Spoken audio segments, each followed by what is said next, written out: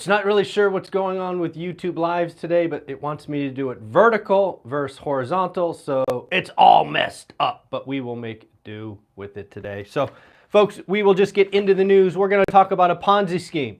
We're going to talk about Case-Shiller. We're going to talk about new home sales, and I will give you the schedule for the 50,000 sub party in Vegas. You're going to want to pay attention to that. We'll do that at the end. So, again, I'm sorry you can't see the board. YouTube gone wonky with me today. Got to do it vertical versus horizontal. We are where we are. Well, let's roll. Let's talk about the Fed versus the market. If you've been following this channel for any length of time, you know there's been this tug and pull where the Fed is basically trying to say higher for longer, and the market doesn't believe them. Folks, this has been going on for 14 months. 16 months, and frankly, it is still going on today. I had hoped to have this conversation with Taylor from Life Goal Investments, but his wife went into labor and they've welcomed their third child. So shout out to Taylor and his wife and the whole family. Congrats on your new addition. We'll try to catch up next week. But what is going on in the market?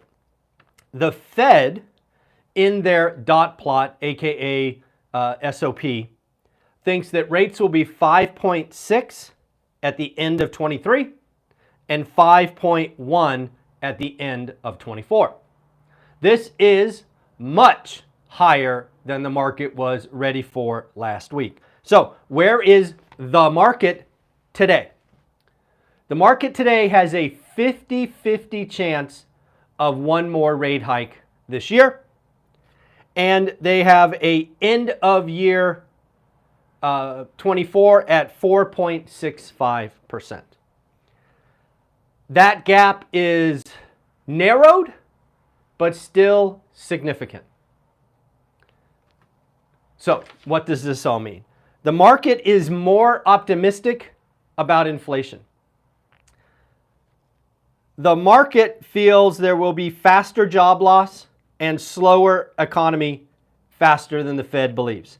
The Fed is uncertain. How I look at the Fed's 5.6 this year, 5.1 next year, my opinion, that is their worst case scenario.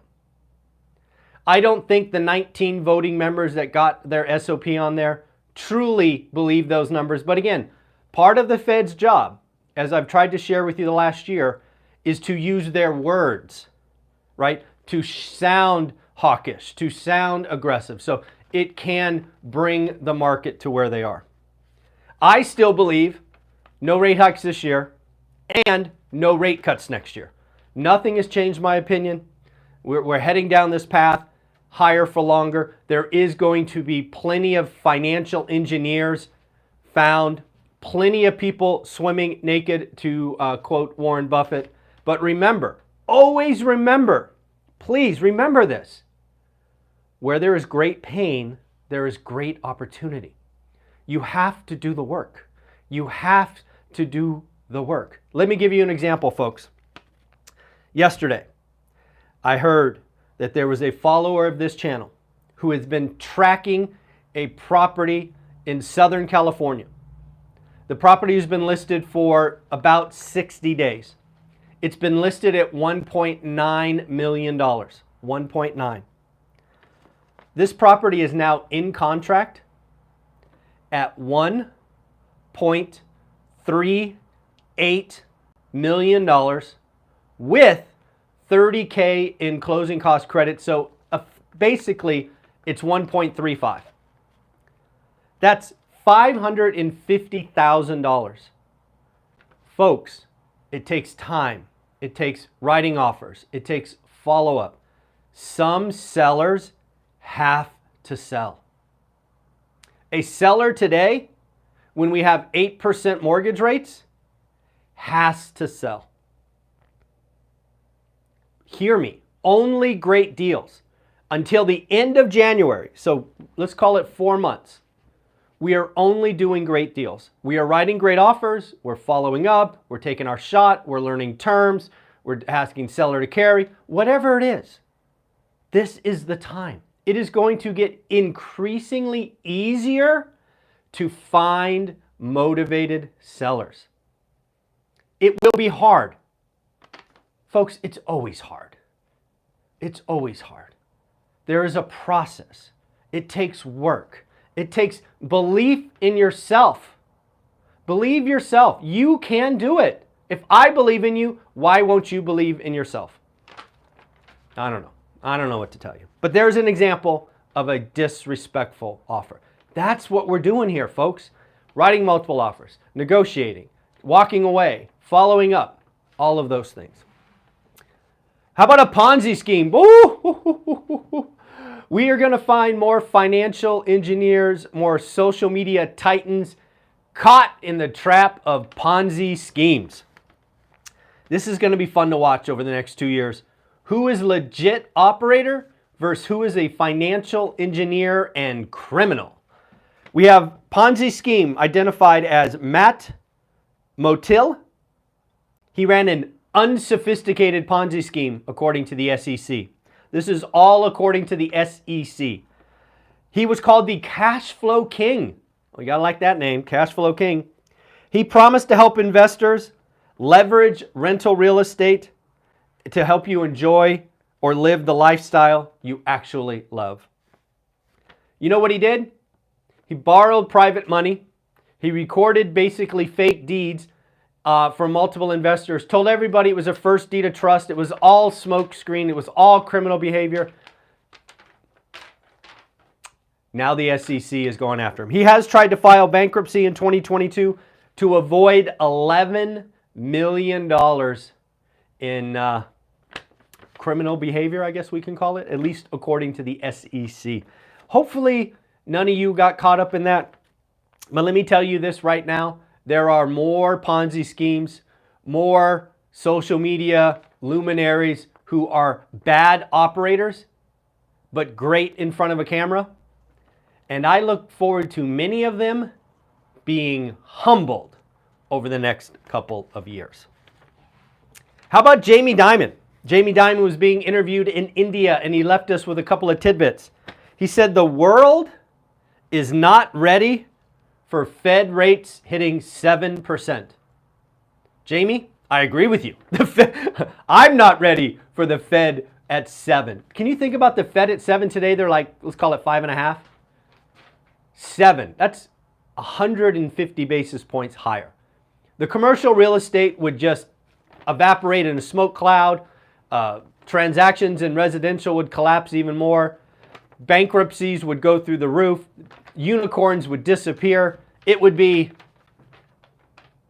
quite the scene to watch. But yes, I do agree, Jamie. The world's not ready for the Fed hitting 7% and stagflation. This is a conversation I think we need to have with Anna Kelly this week about stagflation, because she's been calling for it for about a year now, and I think it's about time we all pay attention. So we're going to do that. And lastly, Jamie Dimon thinks that the Fed is not kidding when they say they will keep raising rates. Jamie, you're the best banker on the planet. You're probably right, but I'm going to take the other side. I think it's all theater. It's a smokescreen. They don't have the cojones to take it higher, but we shall see. How about Allie Wolf? Allie Wolf is a wonderful follow on X, or AKA Twitter. She works at Zonda, so give her a follow. Allie Wolf is talking about a September builder survey. Folks, remember, these are the things I tried to help you understand were coming. Here's another example. So, a builder. We operate in the luxury market. The buyer pool has dropped 90% in 18 months. Folks, the housing market. We've had this conversation with Lance Lambert repeatedly. Draw a line in the sand in your market. Below the median, healthy, if not on fire. Above the median, and the farther you get away, AKA luxury, ice freaking cold. Remember what Lance gave us, a couple weeks ago. San Jose, California. The luxury real estate market in San Jose, California, down, let's call it 10%. The entry-level San Jose, California home, up, record high. There's not one housing market. The Fed broke housing. Entry-level, no inventory, Builders now pulling back, as you'll see in a minute. What are we left with? Bidding wars on quality product. Luxury, if you happen to be shopping for a luxury property and you're not writing a disrespectful offer, what the heck are you doing? Ali Wolf, Bill McBride, another wonderful follow on X or Twitter. Bill McBride was talking about active inventory. Excuse me. Active inventory for September 25th, up 1.8%. Still down 5.2% year on year. Folks, according to Altos Research, a great channel on YouTube to watch, Altos Research, Mike and team. What is going on with 8% mortgage rates? Demand is being constricted and supply is still not coming. But you are going to see a noticeable drop. Even Mike said we're going under 4 million transactions in the month of September. I agree. I've been calling for that for quite a while now. All right, folks, let's talk about Case-Shiller. Home prices. Home prices are crashing. Remember, all the negative crash bros don't understand what's going on. Drum roll, please. Case-Shiller. Home prices up 0.1%. This is the, I think it's the 20 city index, versus an estimate of being down -3, -0.3. Last was down -1.2.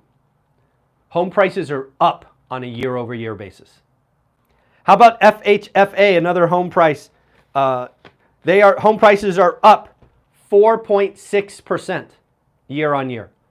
4.6% year on year. It was estimated to only be up 2.9%. Last, it was up 3.1%. Last point about this. I bring this up every time we get Case-Shiller and home price from FHFA. This is old data. It's 2 months old, but is still relevant, right? This is still relevant. Again, I think we're going into a slow period, so let's see what happens going forward. The compares actually get easier from here because, again, remember last year the market kind of rolled over. Case-Shiller, FHA. Oh, new home sales. You want to see an impact from higher mortgage rates? Go check out new home sales. New home sales crashed 8.7% negative, down 8.7%. The estimate was 700K. Last time was 739. Came in at 675. You have to remember, the uneducated economist brought us this, I think earlier in the week, or I guess earlier last week. Builders are pulling back. So what we are seeing going forward is we're going to see less new home construction. They don't want to play in a market of 8% mortgage rates. They're going to keep their cash, their dry powder on the sidelines and wait for a better time. The public companies, the big ones, the Lennars, the Tolls, the KBs, they're going to play with mortgage rates. They're going to buy you down to 5.5. I think it was Colorado. I think Colorado, Lennar, bringing everybody down to 4.5. What does that mean? That means they got a lot of inventory. They want to blow it out. So they're going to buy rates down to 4.5%. They're going to hide that cost in the closing statement, all of that stuff. So lastly, I want to give you the existing full schedule for the event on February 17th and February 18th. Let me first off say, I still have invitations out to wonderful speakers. I'll talk about that at the end. But let me give you the full lineup and the order that I currently have. This is subject to change, but I want you to know I've been working on this very hard because I'm trying to put on an event that will blow you away. This event is aimed at full-time employees who want to get wealthy.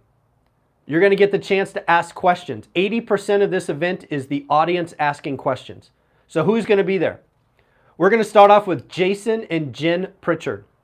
Jason and Jen Pritchard, if you haven't read my second book, 15 Conversations with Real Estate Millionaires, did something I could not imagine doing. Jason was tired of his career. He wanted to get into real estate. He quit. He laddered up his credit cards, took out a home equity line, and went for it while his wife, Jen, kept working. Can you imagine the stress of going through that 6 months without a paycheck? You might want to ask that question. Also, if you follow Jason and Jen Pritchard today, they are living the true dream life. They travel quarterly. They're just enjoying each other's company. They are seemingly living the fruits of their labor. But it was quite a journey. If you are in a relationship, you need to be asking Jen and Jason questions. How do they do it? How do they have the hard conversations? How do they stay focused? Did they almost give up? Was it stressful? Of course it was stressful. Jason and Jen Pritchard are kicking us off. Going to be a great conversation. Then we have the one and only Brian Adamson. Brian Adamson is usually our Monday guest. He's had a couple of weeks off, but he'll be back next week. He's going to be talking about out-of-state investing. This is the young man who's built a portfolio up in Detroit. I believe he lives in Orlando now, lives in Florida. Again, a lot of you are talking about out-of-state investing. No better person to ask than Brian Adamson. Then Sean Cannell, the CEO of Think Media. Remember, folks, the path to getting wealthy, step one, create more disposable income. Some of you have a hobby or a passion that can be monetized. If you are not there asking Sean questions, I don't know what you're doing. The opportunity to ask the CEO of Think Media questions, how to get started, how to monetize, what's this, what's that? No better place. It's going to be an intimate setting. Sean usually speaks in front of thousands and thousands of people. There's going to be less than 300 people at our event. So take the opportunity. Then we're going to, after lunch, we're going to have Adrian Hernandez, our Wednesday guest, come on and talk about mindset. Because again, if you are not watching what you are taking in, you're going to miss it. Recessions, bad bear markets, sideways markets are scary. If you don't have this right, I can't help you. All the motivational speeches, all the disrespectful offers, if this is wrong, if the crash bros and doom loops have a hold of you, I can't help you. If you believe them over yourself, I can't help you. Then you're going to get the honor of speaking with a top 1% agent in the entire freaking country. Beth Traverso is going to come out. You can talk to her about being a top agent. You could talk to her about house hacking as a single lady. You could talk about her building a real estate portfolio. You can talk about her about making 800 grand in her new office remodel. Plenty of opportunities and great questions for Beth. Dude, we're not even at the end of day one. Remember, VIP sold out. General admission is only $199. We got about 128 seats left, something like that, 127. Still on day one, we're going to bring up Matt the Mortgage Guy, Convoy Home Loans, and Velocity Mortgage. We are going to have a panel of the 3 lenders that I invite on this channel every day. How to get money, how to do, what are you doing? What are the different programs? You're going to get to ask 3 folks that I trust and have used for your questions. And then we have a surprise guest. One of our frequent watchers, All Nighter Hider, reached out to the Uneducated Economist, and Simon wants to be at the event. So we are going to have Simon, the Uneducated Economist, come on and close the event out for day one. And then we have networking and dinner. Then we have a concert. Yes, folks, we are paying for a concert from the Broken Spectacles for you. And then we will have the party to celebrate 50,000. That is day one. That is a 14-hour day for $199. And there is a day two. Day two, we are going to kick it off with nobody better than Ty, TYLG, my Friday guest, who we talk about the weekly wrap-up. Ty has been doing this business for 30 plus years. He has seen a lot. If you don't get the opportunity to ask Ty questions, you're really going to miss out. Then we have another guest coming in that I am super excited about. Derek, that ADU guy. That ADU guy, I believe, for many of the country, has the best investment thesis going. Buy a single family home, add an ADU, add a JADU. If you don't come and ask Derek questions, again, I don't know what you're doing. Then we're going to bring on Bo Eckstein, the concierge to small business loans. I know you guys are watching Cody Sanchez, you're excited about boring businesses. But folks, you need to get the lending. And there is nobody in the business better than the concierge of small business loans. Bo Eckstein will be talking. We're not done. Then we are going to bring on the one and only and legendary Lance Lambert from Fortune. Lance Lambert is our Thursday guest. He is housing. He is going to just wow us with the deep dives into the housing data and metrics. You have no idea the honor and just the good feeling to know that Lance is going to come and talk to us, talk to the One Rental at a Time community. And then, yes, the final session will be a little bit longer than the rest. It'll be an hour and a half. It's going to be Millennial Mike, Dion from Dion Talk, Matt the Lumberjack Landlord, and I. We're going to close it out with the 4 people that have been on the channel the most. You're going to get to ask all of us questions. We'll be on the stage together. I'm sure we'll be ribbing and joking with each other. But that is how we're going to close out the event. That is the speaking lineup. That is life-changing speaking lineup. And just so you know, I have invitations out to Anna Kelly, Greg Dickerson, and several others. This is already a full lineup. We may be looking to add more. It is far out. There are family responsibilities, so we are juggling many other requests. But hopefully you enjoy that.